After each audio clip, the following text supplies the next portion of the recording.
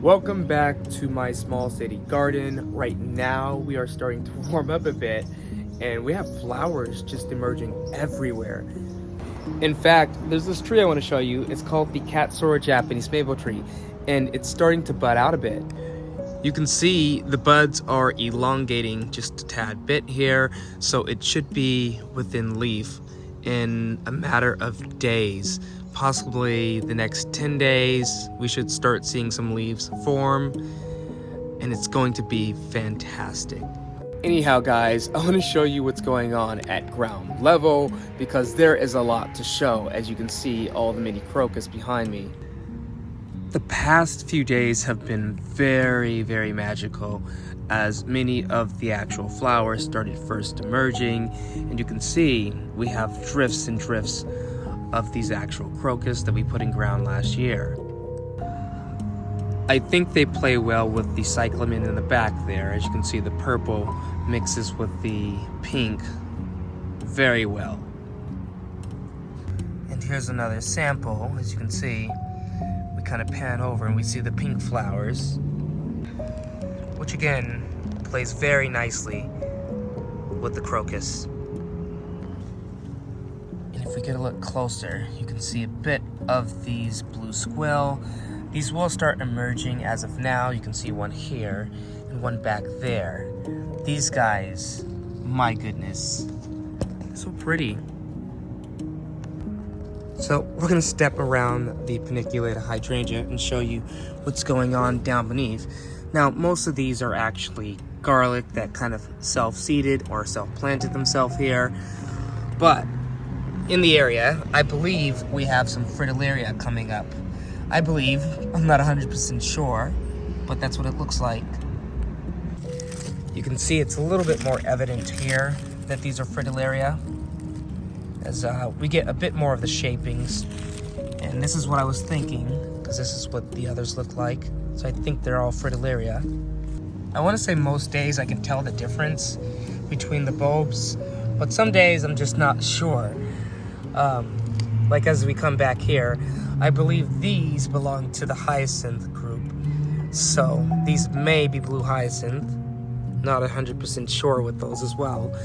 When I say those, I mean these here. We do know this. This beauty here, if it can focus, is actually a double snowdrop. I'm gonna grab a handle here and show you. Look at that. We have a ton of these growing around and they kind of spread about. In fact, let me go show you the clumps. Okay, here we are.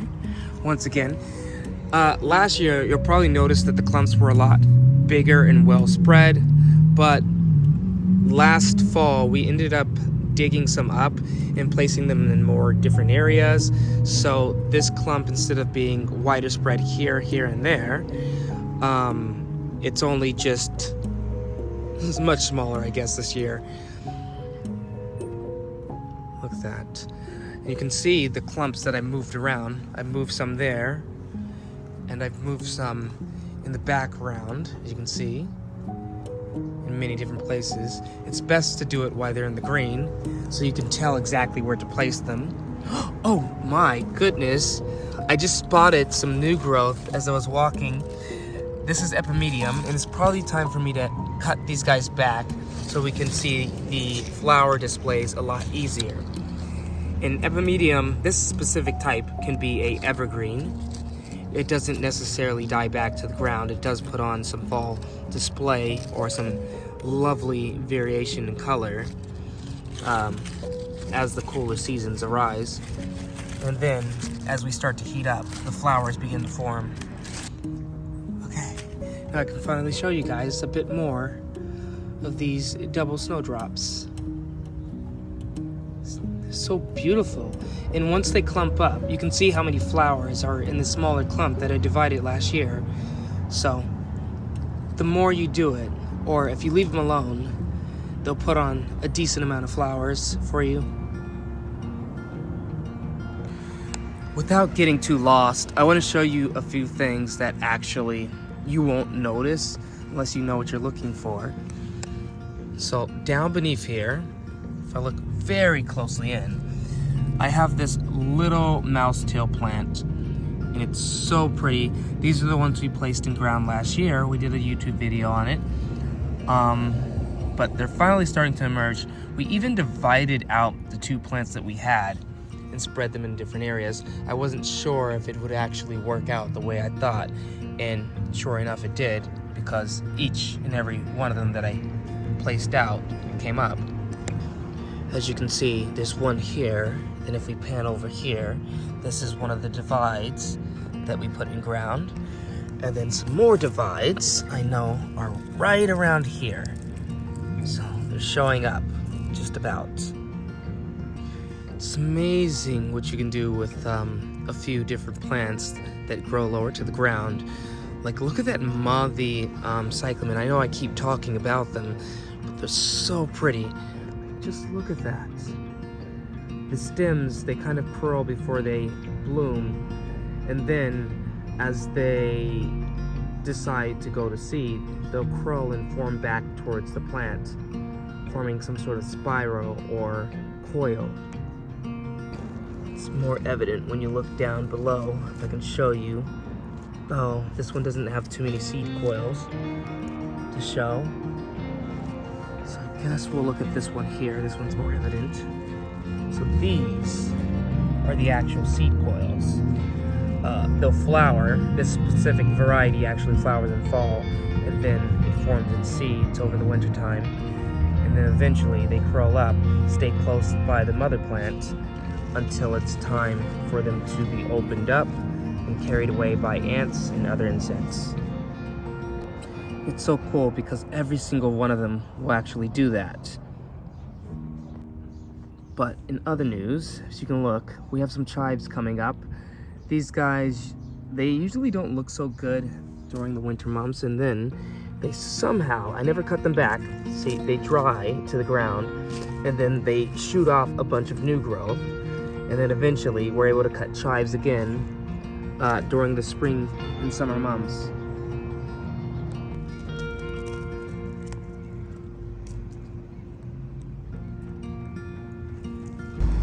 But anyhow, guys, I want to back up just to show you guys that this is my little forested area here. The goal isn't to really make it a Japanese garden, to say the least. It's actually to make it into a little forest garden, a woodland garden, actually. And yes, I know I do place a lot of Japanese maple trees here in the garden, but that has nothing to do with the garden style that I'm looking for.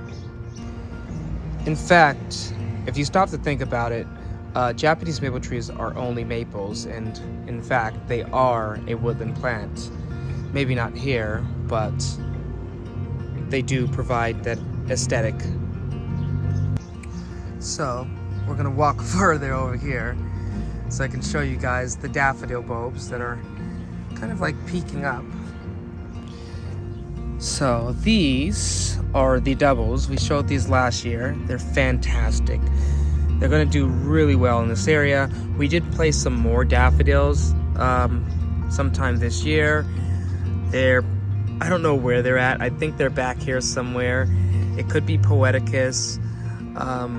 I'd have to look back in the videos because we just kind of randomly placed them, but not so randomly, I guess.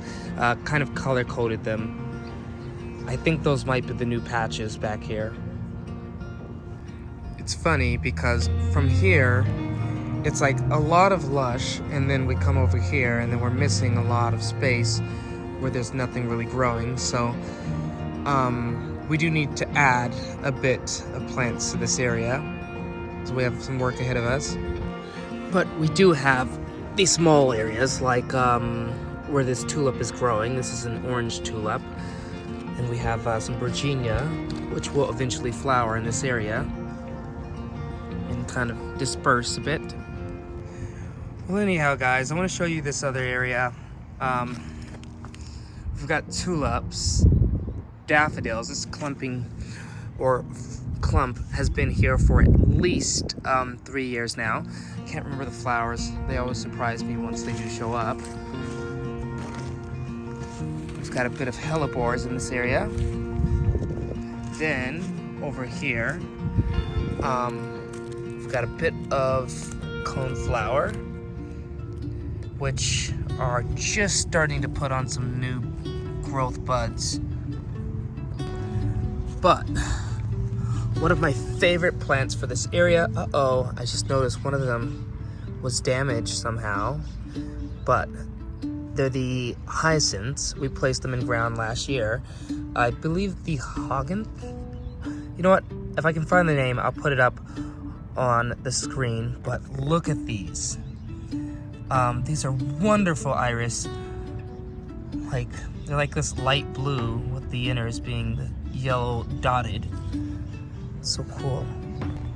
And on the other side of the bed, you can see we've got some grasses, more hellebores, and then some daffodil clumps that's been here through the years. One thing that's cool in this specific area is you can see we've got a bit of, I think these are autumn joycetum. See it's some down there as well. I need to cut back the stems so that we can have the plants free to grow up. And it's right next to a golden spreader, which isn't all that yellow this year, but still we get some lovely colors on it. So nice, but that's not what this video is about today.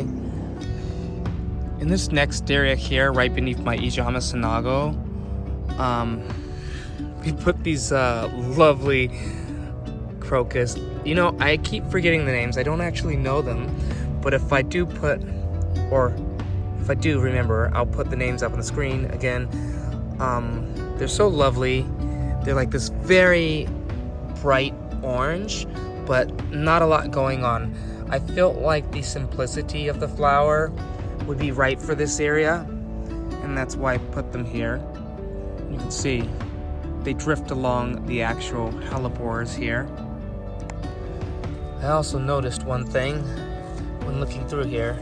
Some of the ferns are starting to produce their new fronds for the season, so we'll need to come in and cut back the old ones here shortly. As you can see, this one's about to elongate here.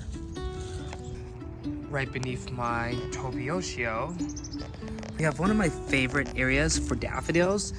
This is just a drift of mostly yellow, but we do have some white varieties of daffodils intermixed or commingled in this roundabout. And last fall I decided to place some crocus at least intermixed in the area. We already had a bit of striped squill in the area, but I wanted to have a few more new things. I can't remember if I put some fritillaria here, but there might be. Here's another little orange variety of crocus. I think these are the monarch crocus. Yeah, actually, these are the monarch crocus. I didn't think they'd be this small, so I think next year, hold me to it, I want to add a few of the bigger varieties of orange crocus here, just so that we have a bit more showier flowers. This is lovely as a low ground cover, but I think we need something larger to kind of take hold. That's probably in the orange category. Here's one of the newer areas where we place some of the snowdrops. I think this is the larger leafed snowdrop, and you can see it kind of like spreads around here. It's a relatively new area. There's not going to be a lot going on with it since it takes them a couple years to kind of spread about. So maybe we'll come through, add a few new bulbs for this variety, and hopefully this area will be looking much fuller the next or the following spring. In fact, I want to show you an area or an example of a plant that's naturalizing very well in an area. This just so happens to be Fritillaria. I placed around a couple bulbs one year, and ever since then, there's like only 3. So 1, 2, 3 bulbs, and they've kind of naturalized here. In fact, they not only naturalized, these might need to be spread out a bit. You can see some of the bulbs are popping from the ground. There's so many. They spread where they like to spread. So they've come down here, they've made their way around, and I think they're loving the wet areas more. I think what I'll do is I'll bring some of these that are poking a little too far up out of the ground to new areas where they can kind of take over. I think this one's kind of popped from the earth. I can grab them. And this will reduce a little bit of overcrowding. Here's another one of the new areas that we planted up. We actually put some of the wild tulipa in the area. So we're just waiting on those guys to kind of make an appearance. But for now, you can see all of the actual crocus in the background and some of the actual ferns too, which is pretty cool. Not too much going on here besides that. One thing I did notice is that some of the cyclamen are coming in late. These are the ones that we put in ground last fall, so they're just making an emergence. The leaves, you could see some down here, they weren't actually showing up. There's another there. So they didn't show up until the past week. So I thought the bulbs might have just been a bust and we were out of the loss. Which makes me wonder how the others are doing. Looks like this one's coming up as well. This is another that I didn't know if it was going to survive, but it looks like it showed up, and I guess better late than never. Oh wow, there's another too. I don't remember planting it all the way back there, but I guess we did. We had a few that we put in ground. Will you look at that? It's a ton of growth on one of the actual hydrangeas. This is the Naturalizing Paris. It's a red flowering variety of hydrangea. It looks like it's doing very well. But I think in this area we placed the nivolus variety of, oh no, these are the galanthus double variety. I thought we might have had nivolus in this area. Alright, this time I found the nivolus variety. So here's the nivolus variety. It's got like a thinner, fine like leaf. It's got the single trumpet snowdrop-like look. I thought it'd be neat to have multiple varieties of snowdrops. Right now it's a bit sparse because, again, we just placed these in ground last fall. It'll take some time for these guys to clump up. Possibly next year we'll see double, or if not 3 times the amount of flowers here in this area. So I want to show you guys a bit of what's going on in this area. I need to be careful because I don't want to step on one of the snakes by accident. They do hide in the brush, so as I walk by they might slip and sneak out. But in this area here we have some of these azure hyacinth.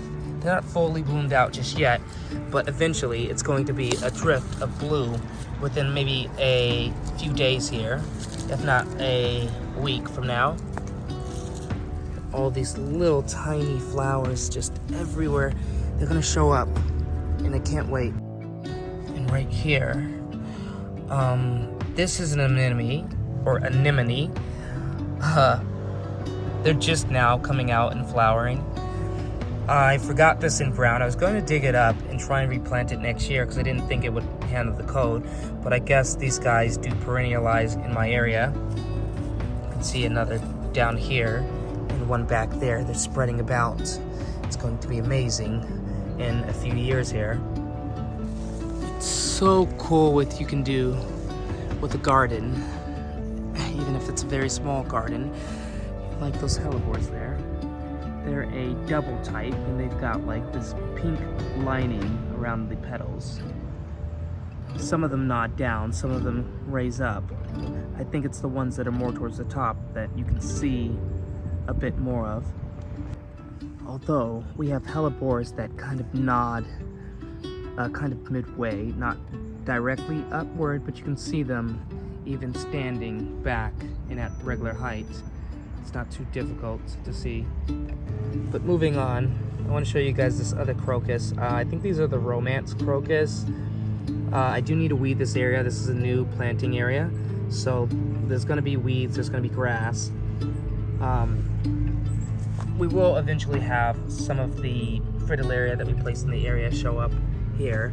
I find that they tend to come up further into the season than the ones that are kind of already naturalized and ready to come up.